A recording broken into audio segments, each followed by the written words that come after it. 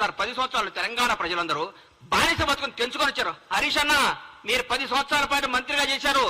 దయచేసి ఆత్మసాక్షిగా గుండె మీద చేసుకొని చెప్పండి. మీరు నిజం చెప్పండి. ప్రభుత్వం రేవంత్ రెడ్డి గారు అద్భుతంగా చేస్తున్నారా, చేయట్లేదా?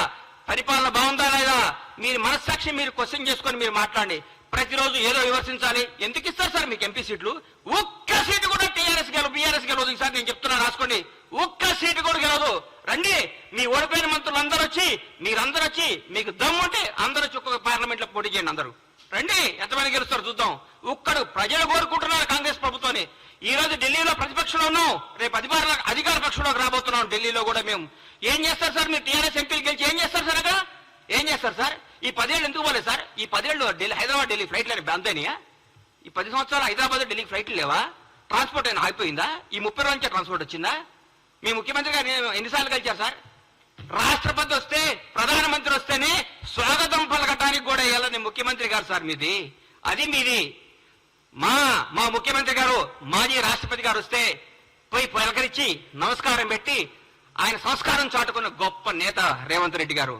రేవంత్ రెడ్డి గారు యువకుడు, ఉత్సాహవంతుడు, ప్రజల కోసమే, ప్రజా శ్రేయస్సు కోసమే, ప్రజల భాగముల కోసమే, తెలంగాణ ప్రజల కోసం పోరాడుతున్న వ్యక్తి ముఖ్యమంత్రి గారు. ఆయనను పట్టుకొని ఆయన పిసిసి అధ్యక్షుడిగా ఉన్నప్పుడు ఏం చేశారు, పిసిసి అది లేనప్పుడు ఏం చేశారు? విమర్శిస్తారు సార్, విమర్శిస్తారు.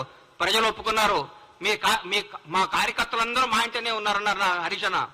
10 సంవత్సరాల ప్రతిపక్షంలో ఉన్నా కానీ కాంగ్రెస్ కార్యకర్తలందరూ కాంగ్రెస్ లో ఉంటారు.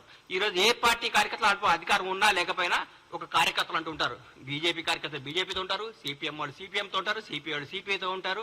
ఏ పార్టీ కార్యకర్తలు ఆ పార్టీలో ఉంటారు. కార్యకర్తలు ఎక్కడికి పోరు.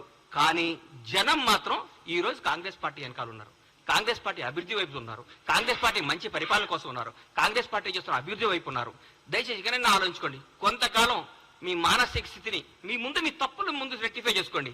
అప్పుడే 30 రోజులు తట్టుగా ఇవాళ చెప్తున్నా, రాష్ట్రానికి 2వ ముఖ్యమంత్రి రేవంత్ రెడ్డి గారు రాబోయే